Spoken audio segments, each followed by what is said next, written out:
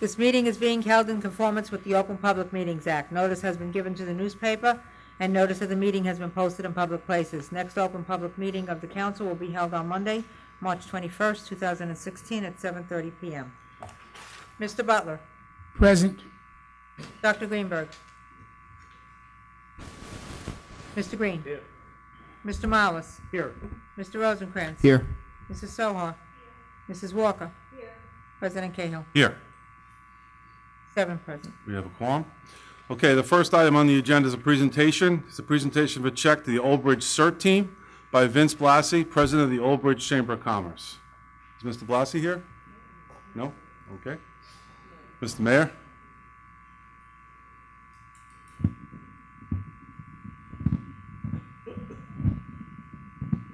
Thank you, and good evening. Please join me at the mic. The Chamber of Commerce of Old Bridge, Sayreville, and South Amboy is here tonight to present a check to our CERT organization, the Citizens Emergency Response Team here in town. Everyone's familiar with CERT. They chip in and help the town when we have an emergency or even a non-emergency. CERT is always here. They're about 250 strong, maybe more. So it's a great organization, great run, and well-deserving of a donation from the Chamber. Please take over.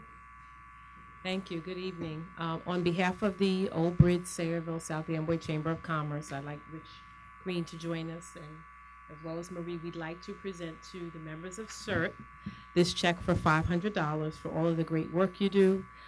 We know also, as working for Renton Bay Medical Center, I know how important the work you do in assisting our first responders. So we're very proud to present this check to you. Do you have any? Okay, come on up.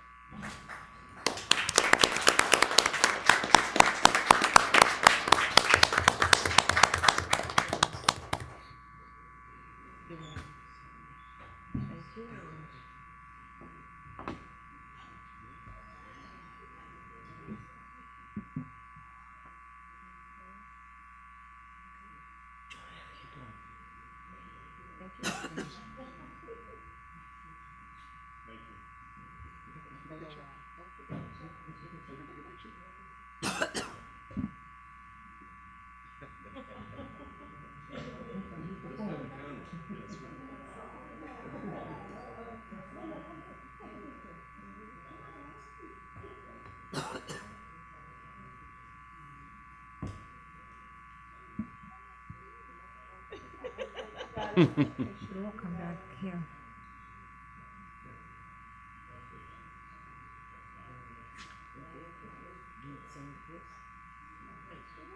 Thank you so very much. Camera shy, that's all.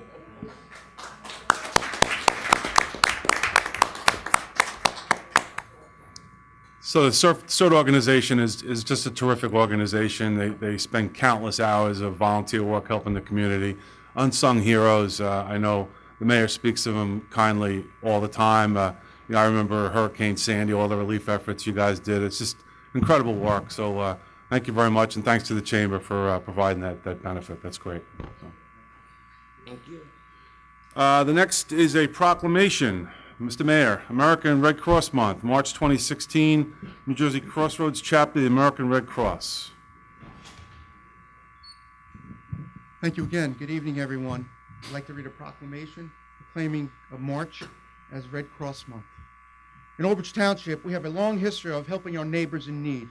American Red Cross Month is a special time to recognize and thank everyday heroes, those selfless Red Cross volunteers and donors who give their time and resources to help community members. These heroes help families find shelter after a home fire. They give blood to help trauma victims and cancer patients. They deliver comfort items to military members in the hospital. They use their life-saving skills to save someone from a heart attack, drowning, or choking. They enable children around the globe to be vaccinated from measles and rubella. And the American Red Cross depends on local heroes to deliver help and hope during a disaster. We applaud our heroes here in Old Bridge who give themselves to assist their neighbors when they need a helping hand. Across the country and around the world, the American Red Cross responds to disasters big and small. In fact, every 8 minutes, the organization responds to a community disaster, providing shelter, food, emotional support, and necessities to those affected. It collects 40% of the nation's blood, provides 24-hour support to military members, veterans, and their families, teaches millions life-saving skills, such as lifeguarding, CPR, and through it, Restoring Family Links program connects family members separated by crisis, conflict, or migration. We dedicate the month of March to all those who support the American Red Cross mission to prevent and alleviate human suffering in the face of emergencies. Our community depends on the Red Cross, which relies on donations of time, money, and blood to fulfill its humanitarian mission. Now, therefore, I, Owen Henry, Mayor of Old Bridge Township, County of Middlesex, State of New Jersey, do hereby proclaim March 2016 as American Red Cross Month. Thank you. Thank you, Mr. Mayor. The next proclamation we have is a proclamation recognizing March 2016 as National Colorectal Cancer Awareness Month. Ladies and gentlemen, at this time, I would ask Councilwoman Lucille Panos if she would like to read the proclamation.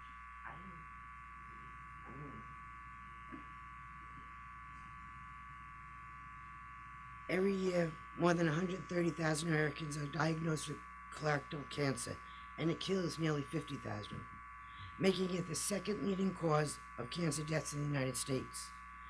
Whereas, despite these staggering statistics, colorectal cancer is one of the most preventable, treatable, and beatable forms of cancer, especially when it's caught early.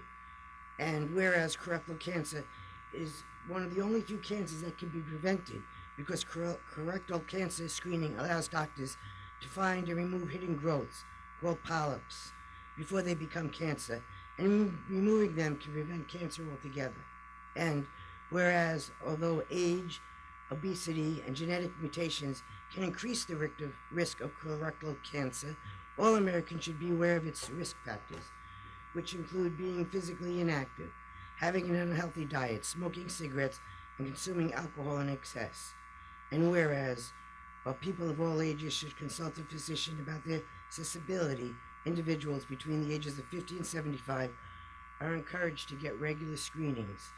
Early detection and treatment are key to battling colorectal cancer. And whereas this month, as we remember the loved ones we have lost, and lift up those who continue to fight colorectal cancer, we strive to save lives by raising awareness of this disease and encouraging everyone to take measures to prevent it. Now, therefore, Owen Henry, Mayor of the Township of Old Bridge, County of Middlesex, State of New Jersey, do hereby proclaim March 2016 as National Colorectal Awareness Month. I'm going to say something because this proclamation is a piece of paper, but colon cancer became like a reality show in my house in the last month. Okay? My husband was diagnosed with colon cancer.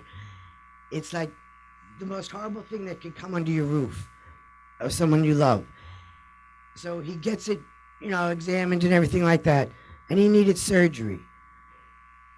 To tell his parents, to tell my kids all this stuff, and then to have your kids sit in a doctor's room to hear what happened with the surgery was something else. But all I heard the doctor say was, wow, the surgery went good. We got it early. So I lived it, and I'm going to live it for the next month because he needs treatment.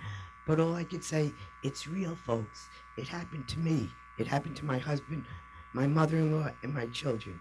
So it's beatable. It's curable. Go get checked. I know it's a pain in the neck. But do it. You'll make, and you know what? You never realize how many lives that one person you love touches. So do it. Do it. Best words I heard. Wow, the surgery went good. We got it early.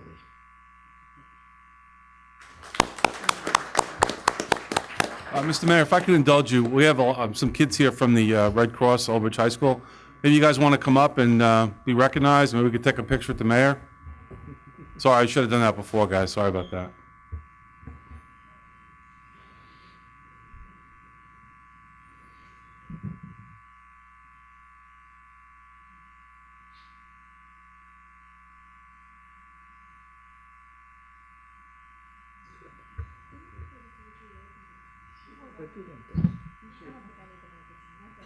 We need, no, People at home want to hear you. I didn't realize I was being televised. Good evening. My name is Janine Arciero, and I am one of the advisors for the Old Bridge High School American Red Cross Club. Karen Wellstein unfortunately couldn't be with us this evening. She's actually at the curriculum meeting for the district over at Central Admin. But I just wanted to say that we couldn't be more proud of what the club does. This is our third year since we began the club, and actually we are not all in attendance. We have over 282 members of high school students that partake in the club, and they give so generously back to the community. Clearly, most of them aren't drivers, so they were a little limited tonight, but that's okay. They do show up to all our meetings, and they do show up in spirit, and they do show up in kindness and love and generosity every time they do show up to help others, to help the community of Old Bridge, not only locally, but also nationally and around the world. So we really couldn't be more proud of them. And as a community, we all should be as well. And we just wanted to be here tonight because we're so happy that the town is recognizing the Red Cross. Thank you so much. Thank you very much.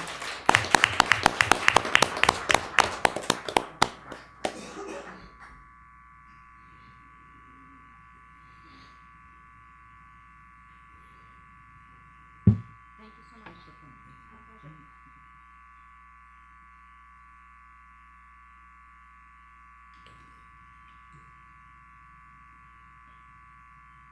He's got the proclamation for it. Oh, thank you so much. Thank you so much. Again, thanks for coming. Thank you. Thank you. Thank you. Now go home and do your homework.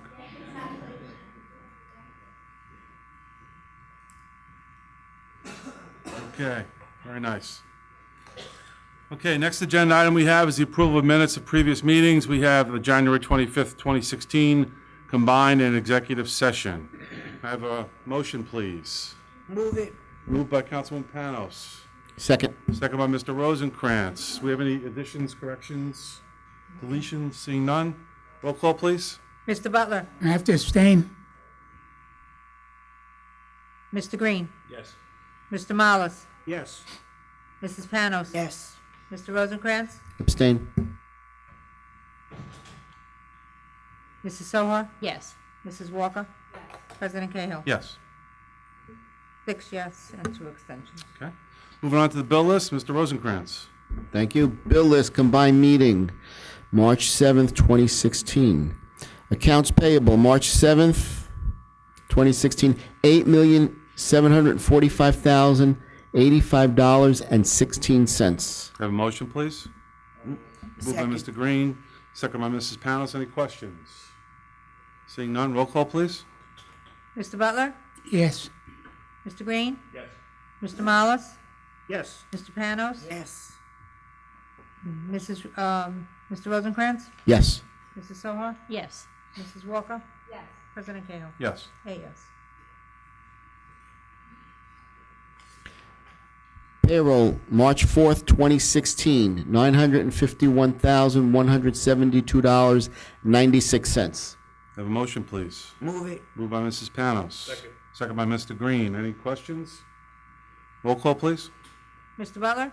Yes. Mr. Green? Yes. Mr. Mollis? Yes. Mrs. Panos? Yes. Mr. Rosenkrantz? Yes. Mrs. Sohar? Yes. Mrs. Walker? Yes. President Cahill? Yes. 8 yes. Payroll overtime, March 4th, 2016, $56,990.93. Have a motion, please. I'll move that, sir. Moved by Mr. Mollis. Second. Second by Mrs. Panos.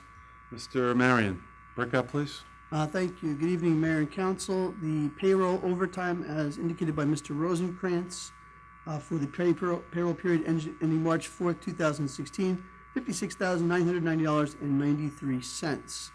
As submitted in your packets for review prior to tonight's meeting, you're going to see an uptick in tax collection. As I mentioned before, we had people out this time, so $1,519.31. A little different this year. We have some snow in here, snow removal for public works and for recreation. We also have a uptick in the let me see here, in the parking utility. for repairs to the lights at the Inverness and different, two different lots. So you're gonna see some upticks in that.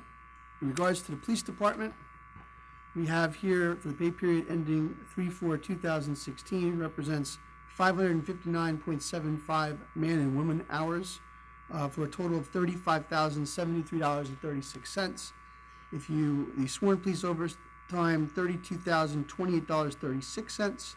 If you deduct grants, the amount of $1,101.45, which is the DUI enforcement grant, and each earned time off in the amount of $11,625.25. Total sworn officer overtime for this pay period, $19,301.66. And again, I mentioned the DUI grant, the contractual ETO, and we still have one patrol officer out on medical. Great. Any questions for Mr. Maron on the overtime? Being and hearing none, roll call, please. Mr. Butler? Yes. Mr. Green? Yes. Mr. Mollis? Yes. Mrs. Panos? Yes. Mr. Rosencrantz? Yes. Mrs. Sohar? Yes. Mrs. Walker? Yes. President Cahill? Yes. 8 yes. That concludes the list. That concludes the bill list. Thank you. Okay, moving on to H1, a release reduction performance guarantee for Simpson United Methodist Church, Block 15,000, Lot 17, application number 30-11P. Is the applicant here? Council President. Mr. Halpern, please. Open this up to the public. Does anybody want to be heard on H1 from the public? Close the public portion. We're talking about a release reduction guarantee tonight.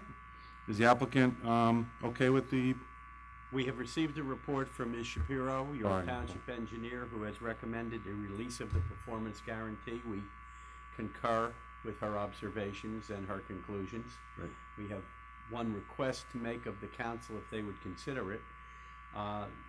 Normally, you require a performance guarantee bond for a 2-year period of time, which in this case would be $20,743.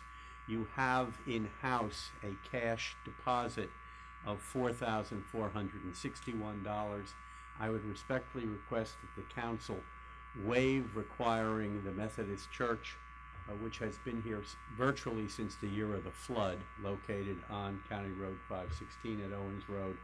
I would respectfully request that you do not obligate them to post an additional performance guarantee, a maintenance guarantee for $20,000, but that you retain the $4,461 that you have in-house for that 2-year period to ensure that all of the good work that they have done to rebuild their property, to add the extension on to the church, to put in the sidewalks, the ADA ramps, and all of the other things that they have done.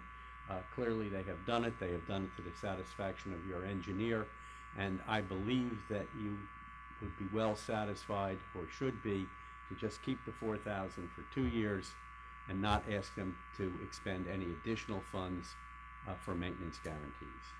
Okay, thank you. Nicole, any comments on that? Or? I think I would have to defer to our township attorney. We'll let council have a discussion about it, then we'll defer to the township attorney. Any comments on this particular item, Mr. Green? I agree with what you said about the church. A maintenance bond, you mentioned $20,000. Yes, sir. Actually, how much does that really cost the church to post that bond? Is it $20,000 or is it a percentage of the? No, it is, the $20,000 would be the amount of the bond were they to post it, but you will note from this that they have posted a letter of credit originally instead of a performance bond of $133,000, which means they borrowed money from their lender to put up that letter of credit. They would have to now borrow. Obviously, that letter of credit would evaporate and go away, but they would now have to obtain a $20,000 letter of credit, and that would be whatever a bank charges for the opportunity to pledge its collateral. So you say it's a letter of credit. It's not really $20,000. It's No. It's a performance. It's a maintenance guarantee, which can be by bond or letter of credit or cash. Okay. If they buy a bond, or if they post a bond, it's substantially less than probably the $20,000. Certainly, it's whatever the premium is for a bond for a two-year period. So, I mean, when you say $20,000, it's, that to be waived, it's not really $20,000. It's whatever it costs to post or buy a bond to secure a maintenance guarantee. And I understand what, That's what it would be saving the church, yes, sir. Whatever the cost of a bond or a letter of credit is. okay. I mean, I support the church wholeheartedly, but I just, my issue is I don't want to get into and set a precedent. I know you've come to the council before on other issues, and you've asked for, you know, forgiveness and reductions and this and that. I really don't want, and I would ask the attorney that after we discuss this for his position, because I don't want to set a precedent on giving, whether it's a Simpson Church or any other entity, a forgiveness or not posting a bond, because I think it's serious. I think you should, if the rules and regulations are that when you complete a construction, you post a 2-year maintenance guarantee, and I don't think, I don't know if I want to support waiving that item, because if we do it for this entity, another entity is going to come up and say, well, you did it for this, and why not us? So that's my position. I certainly understand. And I'm clear on saying that when you talk about $20,000, it's really not $20,000. It could be substantially less, because the entity is purchasing a bond, which probably could be in the area of $2,000. 10%. So I want to make that clear. Mr. Green, I appreciate your position, and if this were an entity that was here today and was going to be sold tomorrow, or it was an entity that the ownership changes, that it's open to the public. Of course, a church is open to the public, but this is a limited public. Its parishioners are generally the sole persons who come into and out of this facility. If this were an entity that would be built by a builder developer for speculation purposes and then sold and resold and whatever, but the Simpson Church has been here certainly for the 50 years that I've been here, and probably significantly longer than that. They're not going anywhere. And they have done all of these improvements along County Route 516 and along Owens Road and on their own property. And they are as interested in making sure that it is well maintained for the next 2 years or 100 years, as the case may be, as this township is desirous of that occurring. And so, because I don't think they're going anywhere, and I don't think you think they're going anywhere, and you have a $4,000 cash reserve in the case that they fail to plant the appropriate rhododendron bushes or replace a brick paver if it gets knocked over plowing the snow, I think the town is well covered, and I don't think that you are setting any precedent that could be detrimental to you in the future. In all due respect, we're revisiting another issue that you brought before us maybe a year ago, 2 years ago, to ask us to forgive a bond reduction, and we said no. I said my position is they're here, they're great. I go by the church just about every day driving down 516, but I don't want to get into a position where I set precedences, you know. And when you tell me it's $20,000, that's really not the truth.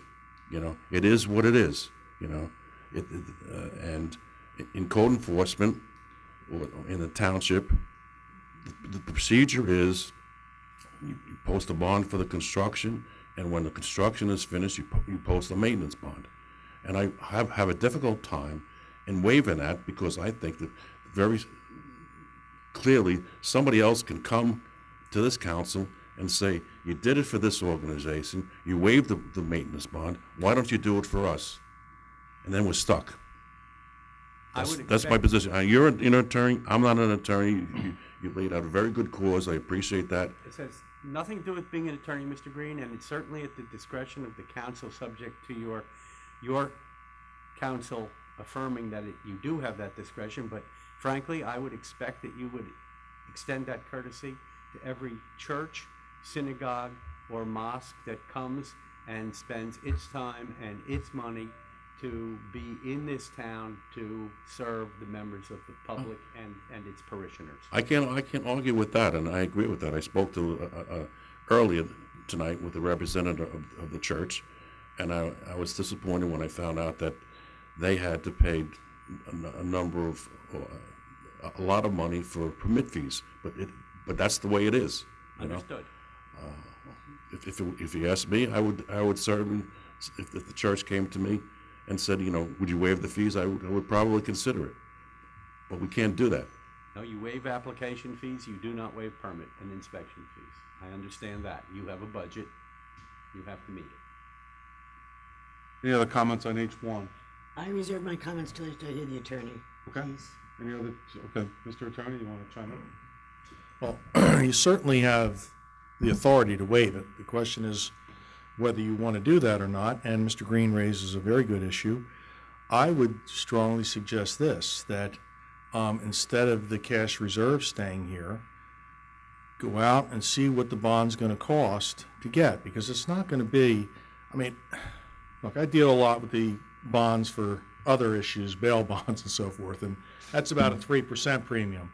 I'm sure for property sureties it may be a little bit higher, but I can't see it being 20%, which would be about $44,000. So it just seems to me that if the cash is released and you obtain the bond, that cures everybody's issues and everybody's concerns. It doesn't set precedents, and it doesn't put it might put the church in a better position financially, because if the cost of the bond is less than $4,000, whatever's in there, they're actually going to have more money back into their kitty. I don't think anyone up here, and I can't speak for anyone, I shouldn't say this, but I don't think anyone up here doubts that the church won't be here for another 100 years and that their intentions are good intentions and they're willing to invest in this community. But from the financial perspective, to give them the relief that maybe they're looking for, it seems to me that maybe we're putting the cart before the horse. Let's see what the bond is, what it costs to get that bond. If it becomes a predicament, you can still come back and approach council again with those circumstances. But I think that given that there's $4,000+ cash, it seems to me that I would say at this juncture, I would not recommend that the town does it. I don't want to see them get in a position where we accused of selective enforcement for anything. But certainly there may be emergent issues in the future, or where it can be done for a certain reason. That's a different issue. But I think at this juncture, I would recommend that the maintenance bond remain as it's set by the engineer, and that the church moves forward to see what that would cost them to do so. As far as a letter of credit, I don't know who they're with, but if they got an irrevocable letter of credit on the $20,000 is another issue too. Although from what you're saying, I think they had to borrow the money in order to get that letter of credit. I don't know, but that's where I would stand at this point. Thank you. Councilwoman Panos? Thank you very much. That seems like a nice compromise. I don't want to, set precedent. They might have more money in their pocket. Maybe we should go back into the drawing table and come back and see what the money is. If the money is the issue for them, I'd like to see the figures. And and plus I want to take the advice of the attorney. Does that seem like a good compromise? That you go back to the table, you get your cash back, we still have the $20,000 bond, and everybody's covered. Any other comments from council now Well, that we heard from the attorney? I'll make a comment. Yes, Mr. Rosenkrantz.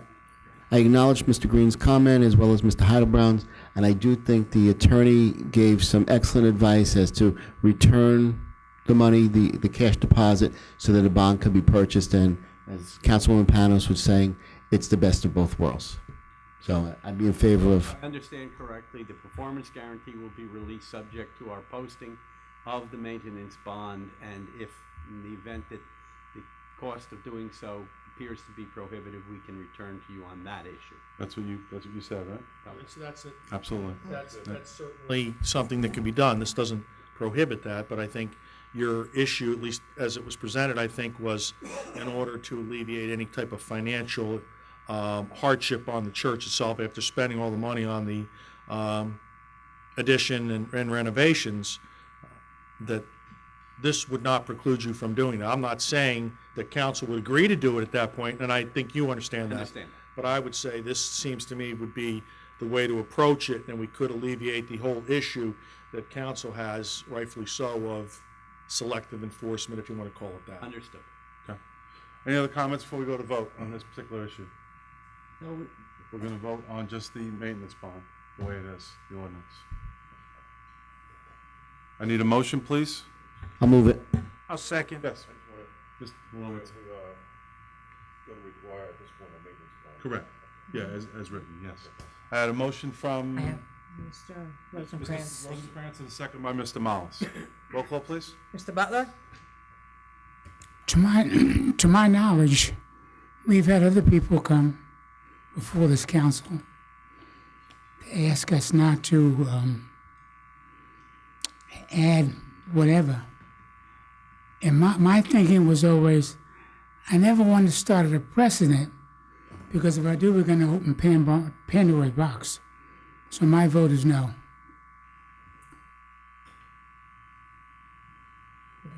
He doesn't understand the Yeah. motion. So, time out. It- So it's, we have- it's, time out. it's still no. No matter what it is, it's still no. Okay, well, that's great. So we have a motion and a second. Mr. Green, you were going to make one more comment? No, I just wanted to. Okay. Okay. So Mr. Butler's vote is no when you do roll call, right? Well, Yeah. just for clarification, we're back to the original procedure, and that's Right. requiring the maintenance That's bond correct. and a release reduction of the. And Mr. Butler voted no. So, Okay. Okay, Mr. Green? Yes. Mr. Mollis? Yes. Mrs. Panos? Yes. Mr. Rosencrantz? Yes. Mrs. Sohar? Mrs. Walker? Yes. President Cahill? yes. Thank you and good evening. Thank you, you too.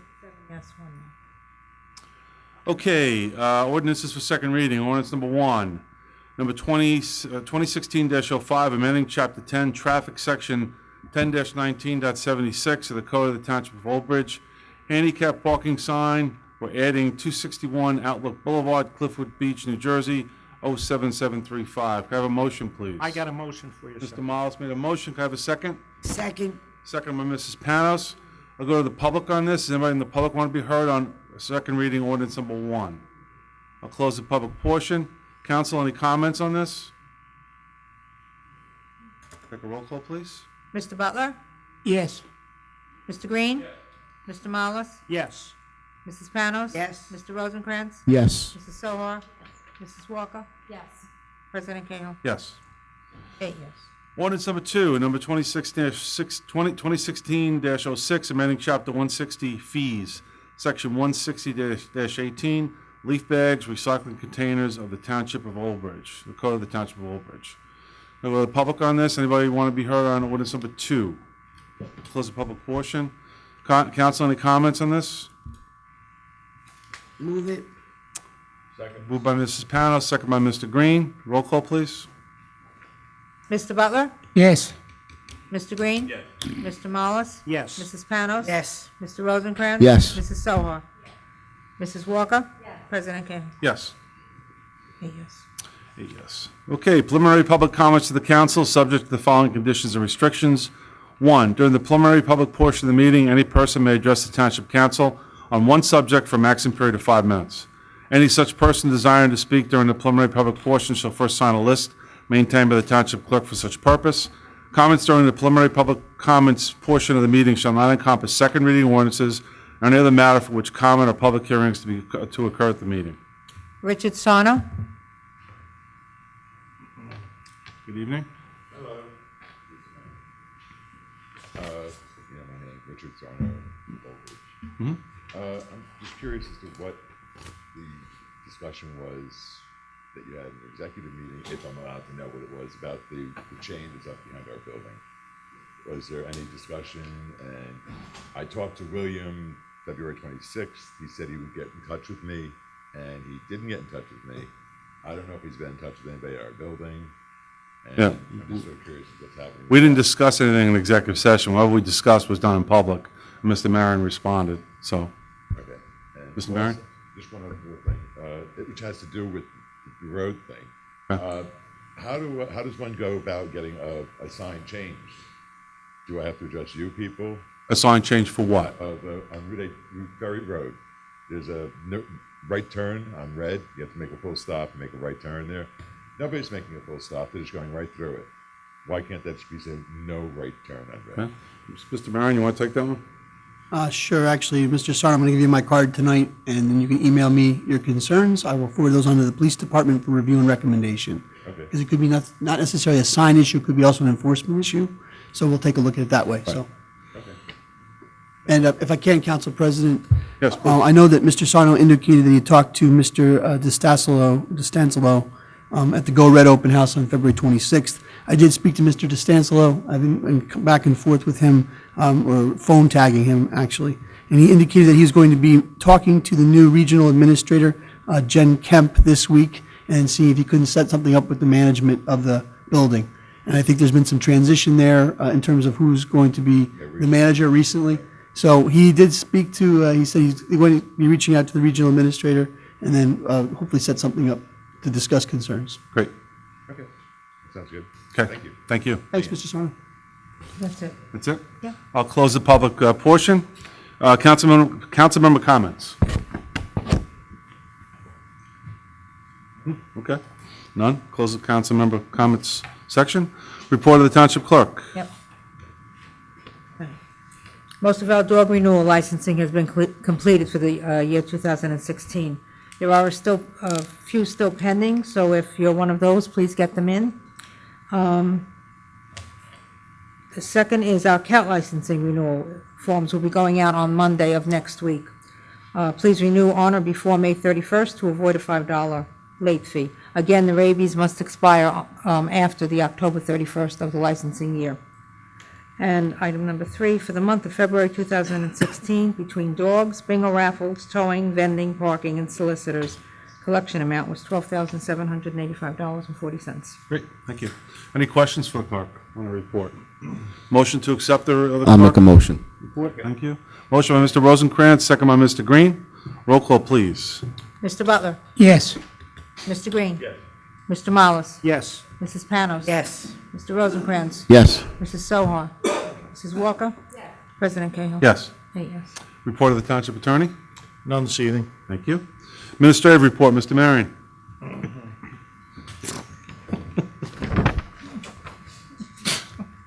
Did you catch the clearing of the I've throat? ignored Mr. Yeah. Legier, yes. Good evening, Mayor, members of Township Council. This is the administrative report for March 4th, 2016. March 7th, 2016. The New Jersey Department of Transportation Route 34 northbound and southbound pavement reconstruction project. On February 23rd, 2016, the Mayor's Office received notification that NJDOT is working on a concept development study for a pavement reconstruction project along Route 34, from Route 537 in Colts Neck to east of Route 9 in Old Bridge. Specific improvements will include upgrades to existing signalized intersections, repairs to bridge and drainage structures, and milling and resurfacing of the existing roadway. Hard copies of the February 23rd letter from the NJDOT Office of Community and Constituent Relations have been forwarded to the Township Clerk's Office for distribution to Council. Item number 2, the Township of Old Bridge is in the process of preparing the annual action plan for the Community Development Block Grant Program for 2016. The first public hearing was held on February 25th, and a second public hearing is scheduled for April 14th. Hard copies of the draft plan will be available for public inspection in our Department of Community Development, the Office of the Business Administrator, and Old Bridge Public Library on March 29th. It is anticipated that the final 2016 action plan will be authorized by the Township Council at the May 9th Council meeting and submitted to Middlesex County Home, the Home Consortium, and HUD Regional Offices on May 13th, 2016. Item number 3, the NJDOT contractor Halmar International LLC began bridge deck work on Old Mattawan Road, which is County Route 516 over Route 18. That began on February 27th. The detour for Route 516 westbound will be in place for approximately 6 months. There were a couple issues initially, and I think that they're being worked out by OEM, engineering, and the folks at DOT. Item number 4, the initial opt-out period for the Old Bridge Community Energy Aggregation Program has ended. Those residents who did not opt out of the program have been enrolled by the program supplier, South Jersey Energy, for service beginning with the March 2016 meter read date. In between last meeting, I believe we had some concerns from residents who were getting information that JCP&L would be charging you to switch back to that. That's not the case. So we had our Gable associates reach out to those specific residents. I think it was a development or homeowners development that Mrs. Sohar put us in touch with. So I think we've resolved those issues. If you hear questions or issues, please direct them to the Office of the Business Administrator for clarification. Item number 5, a pre-construction meeting for our 2015 annual curb replacement program was held on March 1st. The contractor, Fernandez Construction, is scheduled to begin the project in mid-April. Item 6, just to let council know that on March 2nd, Office of Emergency Management received notification that our Federal Emergency Management Agency Region 2 completed its review of the Middlesex County Hazard Mitigation Plan, and the plan has been granted final approval. Just like to acknowledge all the hard work by our OEM coordinator, Mr. Garrity, Mr. Petschauer, along with all of our operating departments, Ms. Shapiro, Mr. Spencer Carpenter, as well as all of our other departments that were part of that hazard mitigation update. Item 7, the League of Municipalities Future Municipal Leadership Scholarship Competition is open to all high school juniors and seniors who are residents of New Jersey and plan to continue their education after high school. The deadline for the submission of essays to Mayor Henry is March 10th. For additional information, residents should contact the mayor's office or visit our township website. Item 8, March 12th, the Township of Old Bridge, in conjunction with the Middlesex County Board of Chosen Freeholders, are hosting the Middlesex County Residential Paper Shred Program from 9 a.m. to 12 noon at our Township Department of Public Works. The mobile paper shredding service is for residents only, and proof of residency will be required to participate. And for additional information on the shred program, residents can contact the Middlesex County Solid Waste Management or also visit the county website. We also have stuff posted up on our website. Item number 9, the Old Bridge Business Alliance is actively seeking members to join this dynamic and growing business networking group. The next Business Alliance meeting is scheduled for March 16th at 6 p.m. at DCH Honda, Academy Honda. For additional information, residents can contact the Mayor's Office of Economic Development or email obedo@oldbridge.com. Item number 10, just a reminder, on March 25th, all municipal offices will be closed for business in observance of the Good Friday holiday. Item 11, as we saw earlier this evening, CERT is comprised of trained volunteers who provide critical support to first responders during emergency situations and also provide assistance with non-emergency activities and projects throughout the year. The next CERT class is scheduled to begin on April 4th and will meet every Monday evening through June 6th. For additional information, residents should contact the Old Bridge Police Department, 732-721-5600, extension 3610, and ask for Lieutenant Greenway. And finally, item number 12, on April 5th, Operation Beachhead will be sponsoring another event at luncheon at the John Piccolo Ice Arena. Operation Beachhead is a not-for-profit organization that provides recreational activities for disabled veterans, active military personnel, and their families. For additional information about Operation Beachhead, the Ice Arena, or other upcoming activities, residents can contact our Department of Parks and Recreation, 732-721-5600, extension 4999, or visit our township website, where you can also register for programs online. Thank you, Mr. Marion. Any questions for Mr. Marion on his report? Just one comment. I did call the gentleman on the letter on item number 1 about the Route 34. It's a couple of years away, so it really doesn't give the appearance that it's that far out, but it is. We're talking 2-3 years out, so just The FYI. concept development study in government terms means about Well, 3 years yeah, out, that's so true, yeah. we So, had a good laugh over that. yeah. Any other comments, Mr. Marion? Oh, I'm sorry, Mr. Rosencrantz? I have a question on number 6. Hazard mitigation plan. Exactly what is that? Every year, if you require, 2 meetings ago, council adopted a resolution, and every, I think 5 or 6 years required to update a county hazard mitigation plan. So it encompasses everything from those areas in town that have to be addressed from a flood perspective, from a hazardous perspective. It's conducted by the Freeholders Office of Emergency Management, so it has to comply with the other municipalities in the county. So it's an annual, anything we update, but there's a 5-year limitation on plans. Any other questions, Mr. Marion? Yes, Mrs. Walker? I have a question, it's not about the report. I've asked you the last few times about the spectacular event, and I have some questions that were budgetary in that I'd like to ask you? Actually, at this time, I'm going to be addressing that tonight under Township Personnel Matters. That's an executive session. Well, some of these are budgetary, so I don't think it's personnel. I guess I can take questions. Go ahead. Okay, thank you. This is not part of your report, though. No, this isn't Aye. part of my report normally. Discuss Well, this. council Yeah, it comments. should have been done at council Excuse me, comments. I think I have a right to ask a question. Yeah, but Councilwoman Walker, you had the councilwoman comments piece of it. This is to approve the report of the business administrator. I'll let you do it, but I mean, we could have done that during council Well, I comments. think the public has a right to hear. No, but you could have done it during council comments. That's the point. There's a process. You should know that. Thank you. Go You don't ahead. have to be so nasty, I'm not as being nasty. always. I'm just trying to explain You're to you the nasty. process, which you should know. First, I want to know, why was there a mission charged? And I want to know, as far as the funds, because I have the flyer here that was posted with the admission, and it says, brought to you by Parks and Recreation and before and after care. I want to know if some of the budget money was commingled to pay for this? I'm going to These address are- those. I'm going to address all those questions in executive session. Well, is the public going to, because I think some of these are budgetary, I don't think they're personnel issues. I'm going to disagree with you, but I think it's part of a larger issue that I will discuss with personnel. Excuse me. Okay, thank you. Any other comments about the business administrator's report or anything else we want to discuss on the council? Okay. Mrs. Solar. Yeah, I just want to make sure we're clear on one thing. We are going into an executive session, but in the meantime, as far as Mrs. Walker said about the budgetary concerns, will we be bringing them up in public? I'm going to have to speak to the personnel-related concerns, but it's all related. So once we discuss the executive session, I'll be in a better position to tell you what we would do next. Okay, because we did have a lot of public feedback on it, and I just don't think, it's wise to not let the public know what's going on. How many times are you going to say executive session before we go to executive session? I mean, I'll go for 3 because boy, oh boy. I really don't find your comments very amusing. But We're I don't know here how for the many times the residents. administrator can say we're going to discuss this in an executive session. Okay, and it but he doesn't didn't get hear my through. questions, they were budgetary in And the nature. administrator keeps on saying we're going to address those issues in He executive session. said he would like to hear my questions first. You can ask the question in the executive session, but this is his report, and there was nothing on your report as far as school tax. Well, that was my time when Mr. Marion's up here to ask him questions. I don't think there's a problem with it. Okay, that's enough. You're just trying to shut me down. You're trying to shut us down. Time out.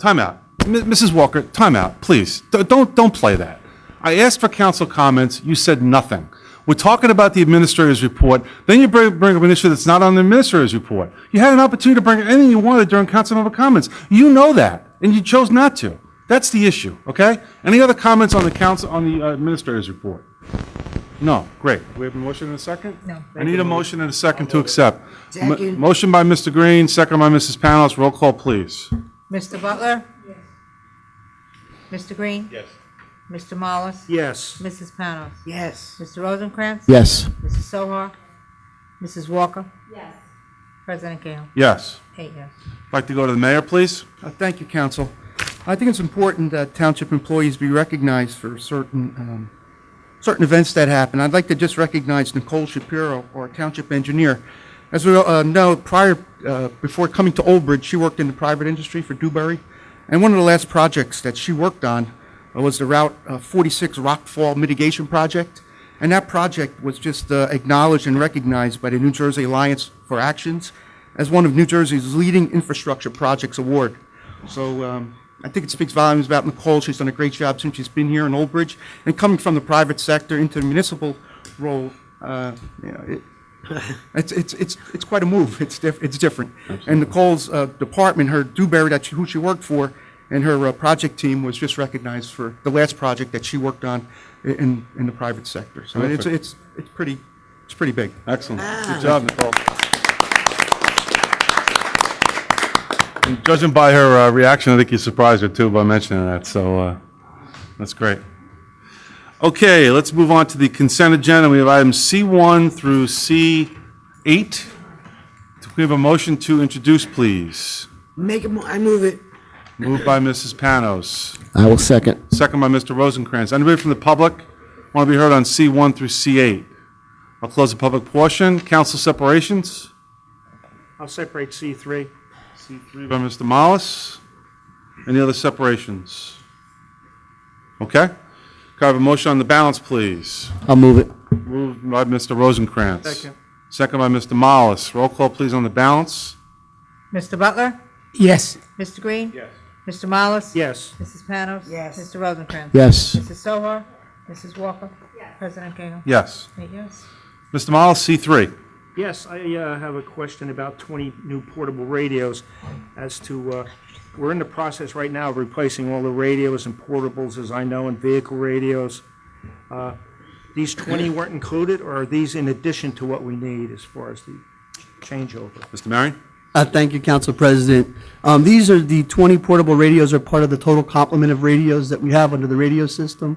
What we want to do, because of issues we've had with the radio system, is have these radios programmed into the county programs and put into effect. So as opposed to going up to the county all the time to get radios, we would have our radios right here and available for our police department and the user departments. Thank you, Mr. Mayor. Any other questions on C3? Have a motion on C3, please. I'll make a motion. Mr. Mollis moved. A second. Mr. Rosencrantz, second. Roll call, please. Mr. Butler? Yes. Mr. Green? Yes. Mr. Mollis? Yes. Mrs. Panos? Yes. Mr. Rosencrantz? Yes. Mrs. Sohar? Mrs. Walker? Yes. President Cahill? Yes. 8 yes. Moving to ordinances for first reading, FR1, an ordinance of the Township of Old Bridge authorizing the conveyance of a portion of real estate property located at Block 25,100, part of the Lot 4 of the County of Middlesex. Can I have a motion, please? Move it. Moved by Mrs. Panos. Have a second? I'll second. Second by Mr. Green. Roll call, please. Mr. Butler? Yes. Mr. Green? Yes. Mr. Mollis? Yes. Mrs. Panos? Yes. Mr. Rosencrantz? Yes. Mrs. Sohar? Mrs. Walker? Yes. President Cahill? Yes. 8 yes. Public comments on any subject matter. I'll close the public portion. Discussion item D1, proposed amendment to the abandoned and vacant property ordinance. Mr. Marion and others.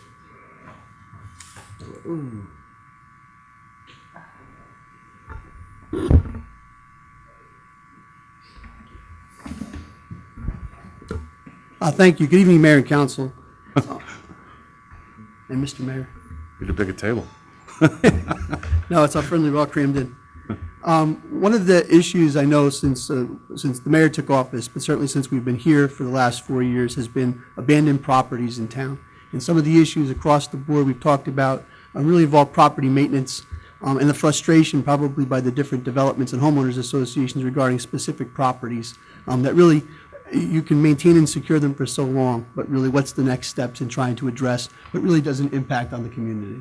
We can all name, Mrs. Sohar's nodding at me, we can all name those homes and addresses. I can know them like the back of my hand. So what we wanted to do over the last couple of weeks, we sat down with our zoning officer, engineering, code enforcement, mayor, and talked a little bit about what we could do looking at our existing ordinances. We do have a property maintenance ordinance that's been fairly successful, allowing us to clean up properties, put liens on properties, and then collect on those properties. But the real next step is what those problem properties we've had.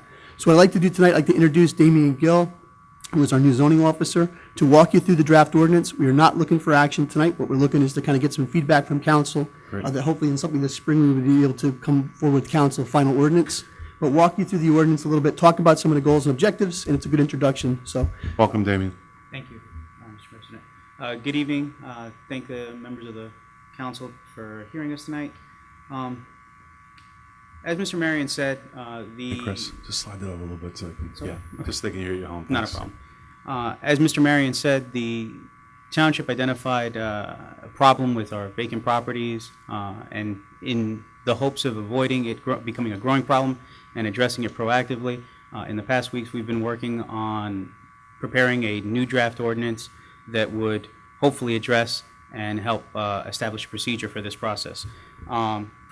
With the help of Mr. Reardon and Nicole and the business administrator, this is what I've prepared. So I'll just run through it briefly. I understand you guys had it in your packet, so if we had questions, I'll leave time in the end for the question. But the most important thing to take away from this ordinance is that one of the things our ordinance doesn't do right now is it doesn't really effectively tell us what to do with the properties. It just says we need to identify them.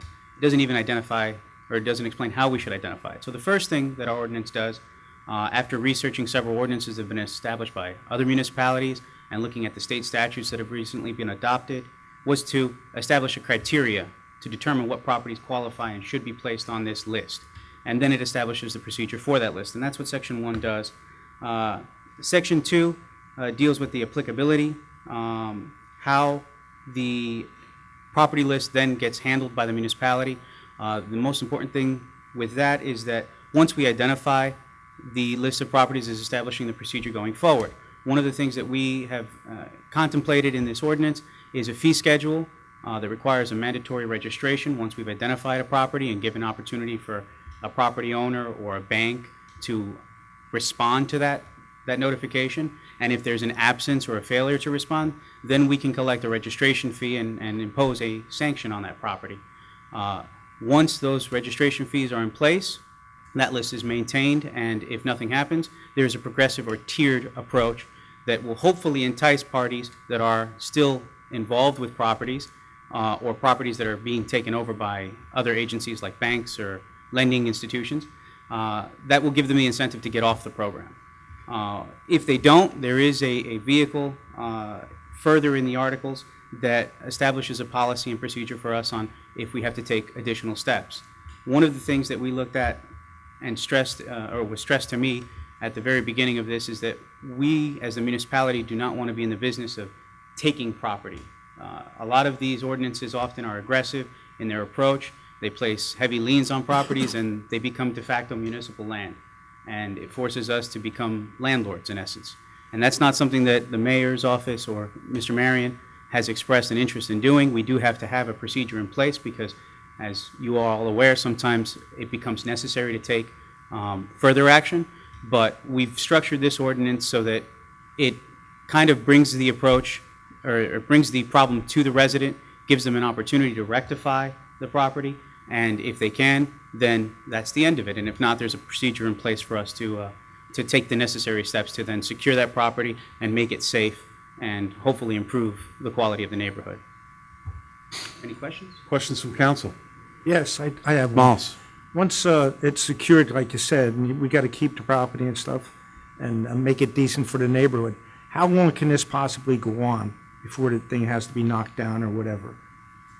Well, the procedure right now, the 5-tier approach, or the tier approach that we have, it contemplates up to 5 years. So there's a registration that takes place that progressively gets higher, incentivizing someone who's longer on the list to then move up. But the ordinance isn't necessarily pigeonholing us into an action by a certain date. There are certain procedural steps that I have to defer to our counsel, to the legal department in terms of what time we have to act, but we can act as fast or as slow as necessary given the way the ordinance is structured right now. If properties are coming off, then we don't have to act. And if we see that properties are staying on the list longer, at the 5-year mark, if it goes out that far, we can then start taking action to either place liens on the property or start a foreclosure proceeding or a taking proceeding. Mm-hmm. Any other comments? I have a Questions? question. Thank you. I do have to digest this. I'm going to be discussing it. On 8363-2B, establishment of abandoned property list. Part of that, and I could be off base here, on which an abandoned property shall not be included on the abandoned list if rehabilitation is performed. The property a property on which an entity other than the Township of Old Bridge has purchased or taken assignment from the Township of a tax sale certificate. I guess people buy those tax liens. You know, you owe something you owe property taxes. Some resident comes in and buys that lien. And you know how they start off at 18% and go down, and they bid down with interest. Do we really have the right to say, hey, go pay off Mr. Smith's lien before, I'd have to defer that to our legal department, but that was taken right out of that language was taken right out of the state statute. So it was just a question that, and I'm gonna have everybody look into it. But if I bought a lien on a property, and $2,000 lien I have at 18%, and this man's gonna clean up his property and do everything else, but he really doesn't have the $2,000 to give me, don't I have the right to say, hey, listen, I'd love to collect the 18% of my $2,000. Take your time, fix it up, get your permits, And come see me next year. That's 18% on 2,000, I mean. I think one of the things we struggle with Mrs. Panos is regarding the existing ordinance itself, not even referring or being in accordance with state statute. So I think that's something we can certainly get some clarification in terms of the process, but that's something that we wanted to look. When we looked at Winslow, we looked at Ewing, other towns in New Jersey, that was one of the boilerplate provisions, I think. Yes, We did see in several, and it was part of that state statute, so we can look at that and Thank you. incorporate the comment. Any other comments, questions? Mrs. Solar? Yeah, when you have the bank-owned properties, like I have properties in the ward, it's been 5 years. They're still there, and they're becoming more and more problematic. How can we go about addressing that? We seem to be kind of, like you said, in a limbo now. What can we do to fix that, to try to make that a little better with the bank-owned properties? Well, I think as Mr. Marion said, I think the important first step is to update our ordinance to reflect what the state statutes of today read, and to establish an actual procedure, because our ordinance doesn't establish a procedure beyond identification. This will create a vehicle for us to then move forward and exercise our options, in other words. So it becomes the portfolio of all the properties, not just going forward, right? It's everything that exists today that the bank owns, so it's everything. It would be our code enforcement office or some member of the municipal body identifying these properties and then exploring whether or not they qualify on our list, yes. Okay, thank you. Any other comments, questions? I got one other question. Yes, Mr. Morris. We got a couple houses in my ward, Ward 1, and one of them specifically had a severe fire in it. It's boarded up, but it's been like 5 or 6 years now, and it looks terrible. You know, they're still throwing newspapers on the front porch and everything else. Can we put something in the law where something like that you know nobody's ever going to rebuild or anything, has to be knocked down by a certain time? It's a good point that you make, Councilman, and one of the big issues with taking those types of actions is we have to budget for those funds, and we have to have that money set aside. The registration fees that are going to be taken from this ordinance will hopefully generate the income necessary to take those actions in the future and secure those properties in a way where now it becomes a non-issue, either by demolition, taking, and selling, or rehab. Thank you. Thank you. Any other questions, comments? I think you did a great job. Thank you. Thank you. Where do we go from here? All right, so our next steps, if you have any comments or ideas, please get them to me. We're going to prepare a final draft for consideration. You'll probably see this in April. Okay, great. Excellent. And we all know those properties. You know what those properties are. Please, I make sure my list is fairly current. I hear from people pretty much every week. Yep. So, and it's the spring sign. The first sign of spring here in Old Bridge is usually the calls about maintenance Sure. of property. So, Absolutely. thanks very much. Thank you Councilman. very much. Thanks, Great Councilman. update. Thank you. Okay, discussion item number 2, council seating arrangement. Mrs. Panos. I really almost don't understand why this has to be brought up, but it's time. I've been on this council 14 years. There's always been some sort of courtesy, some procedure of seating arrangements, okay? Since the beginning of this year, we have council people who choose, I want to sit here, I want to sit here. There should be some order and procedure, because this isn't about, sitting up here is not about personalities. It's about doing the people's business, okay? There's always been 1, 2, 3 seats here and so many seats down there. Council president has always sat in the middle, next to the attorney, and the vice president sits next because they're learning also. You know, why all of a sudden this, I want to sit here when nobody wants to sit here? Stop it. Leave your personalities outside. And I was waiting for that to happen, and it hasn't. So I, last week, asked that, hey, council members, we might not, you know, want to sit next to each other, but we're here to do the people's business, so let's find a way that it's equal number of people, and it's not. So I asked that council people come up with some solutions. That's a problem. If we can't get along and sit nice, it's not a school bus we're on here. We're on the council doing the people's business. Right? So I guess the council, anybody have any suggestions? Because I asked everybody to please go look into them, and let's come up with a procedure for seating. Do you have any comments? Mr. Butler? I've been sitting on this council for 27 years. And usually when we do the seating arrangements at the reorganization January 1st, nobody has just come 2 months or 3 months later and try to change the seating. The seating has worked for 27 years. Why change it now? What seating? Thank you. Because I'm sorry. because it No, shouldn't no. even be on the agenda. Go ahead, That's what I'm sorry. saying. Mr. Green, anyone be recognized? It's unfortunate, that we're talking about this. I mean, every 2 years, we have a reorganization. We elect a new council president and a new vice president. And obviously, the council president sits in the middle. And I didn't know until just recently that the council vice president sat on the, next to the attorney. But that's okay. When you have an election where new council members come in, they should be respectful to those council members who have been on the council for a number of years and who have sat in a certain seat. For instance, me. I've sat in this seat for I don't know how long, 8 years or maybe more. And I don't expect another council member who is just elected to come in here and decide that he or she wants to sit here. I think it's very disrespectful, and I think it's shameful, and I think it's petty.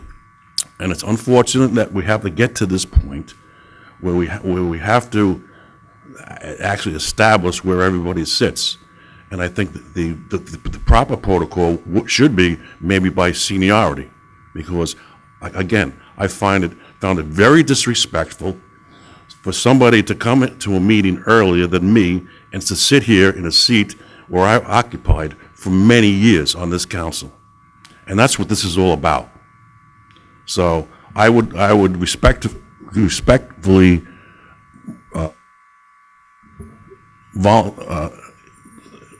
make a motion or suggest that we do this seating by seniority.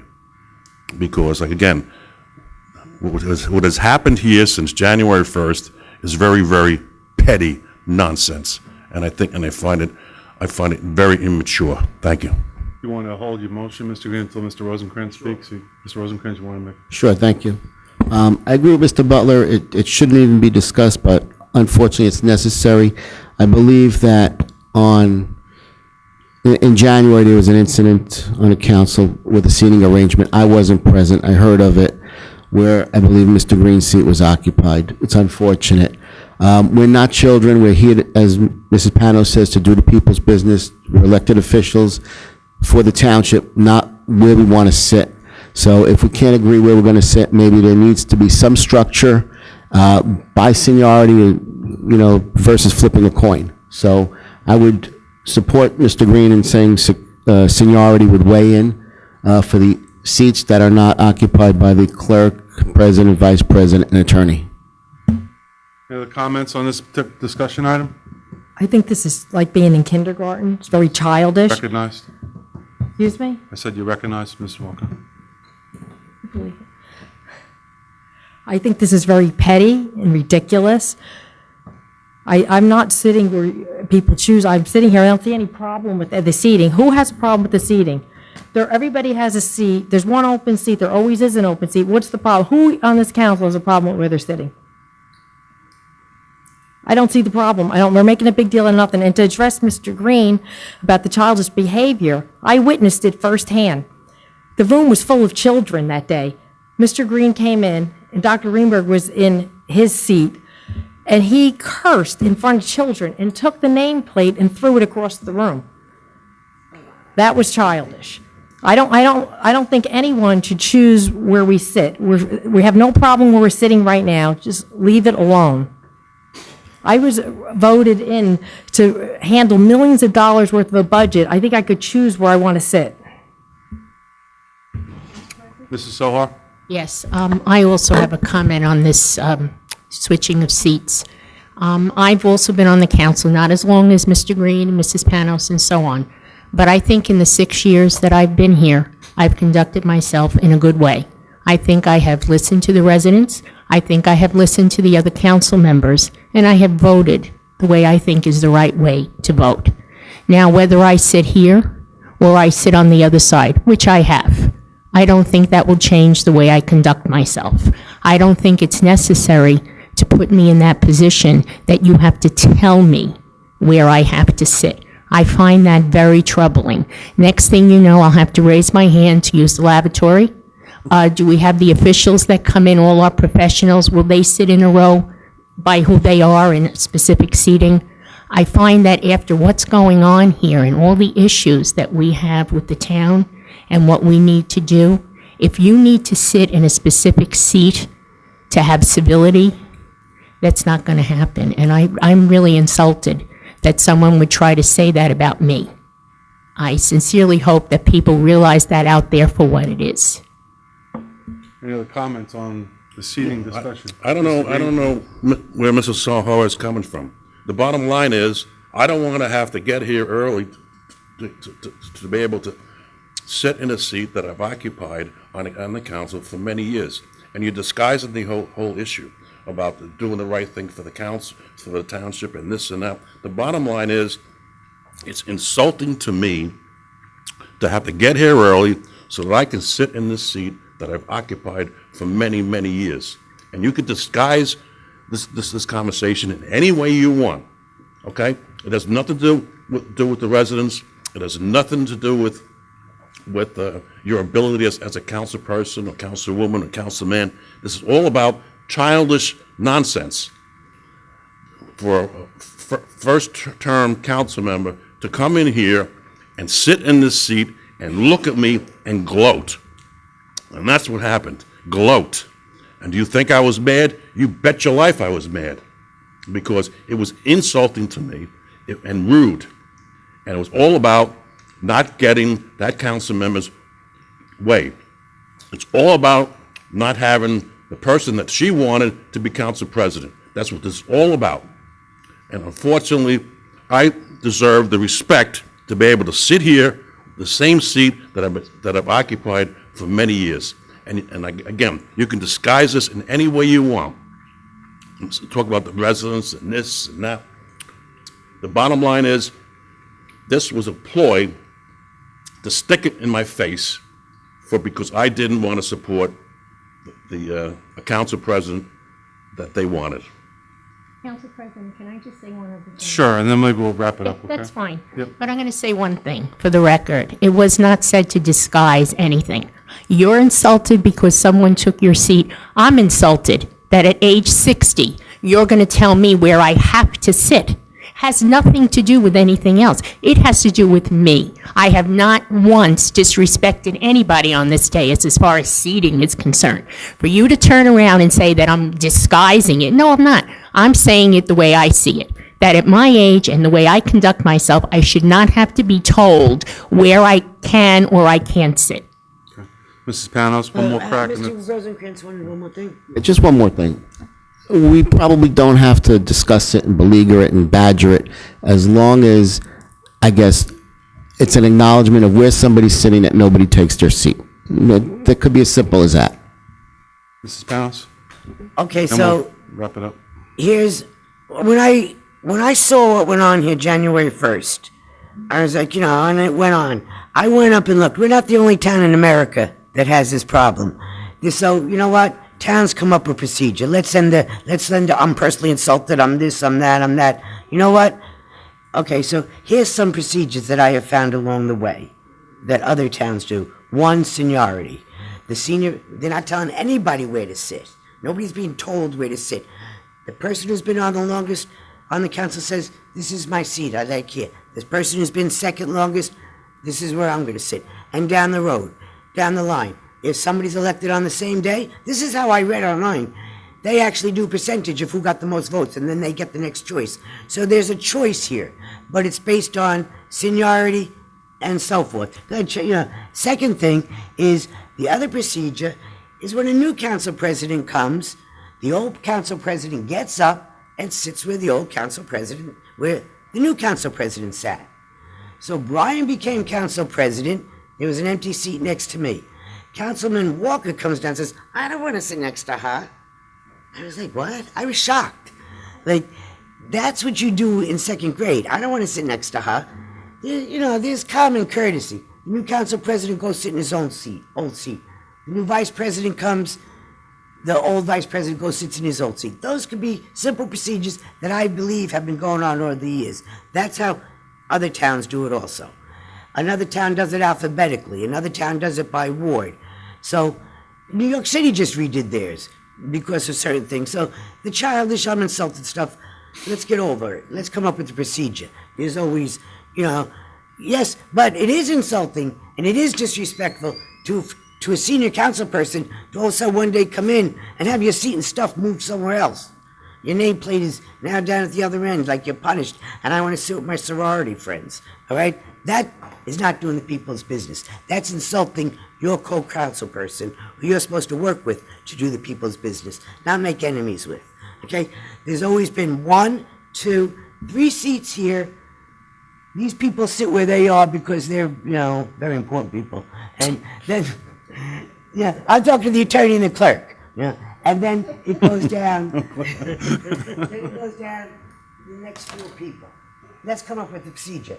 Mr. Green suggested seniority. I said you sit where the old person sat. I'm free to one of them, but let's come up with one of them. So anybody want to come up with the procedure? I say we just sit where we are right now. I say let's So, make a Mrs. motion. Walker, We don't need time out. procedure. You don't have the This is floor. a waste of our You don't have the time. floor. Mrs. Panos has the floor. When she's done, we're going to end this, like I said. Okay, so I'm gonna make a motion that we come up with a procedure for next, if these 3 seats aren't occupied, 1, 2, 3, and somebody here, by next meeting, that we come up with a procedure. And my procedure would be either way. Either take the old person's seat, take the new council president's seat, or go by seniority.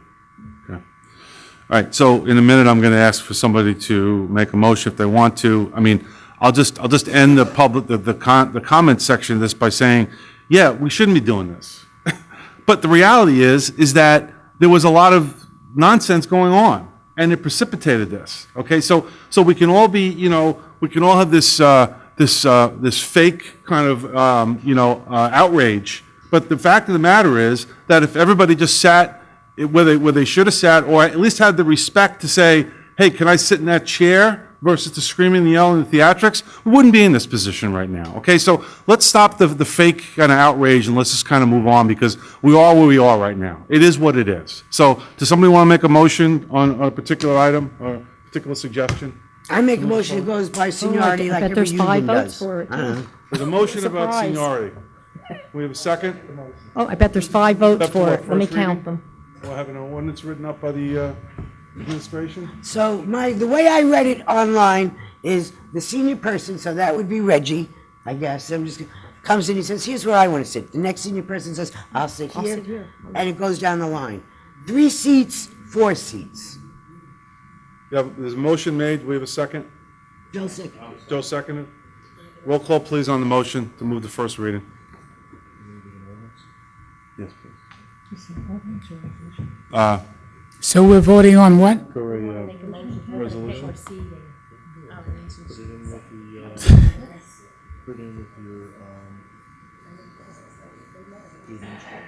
Yeah, an ordinance.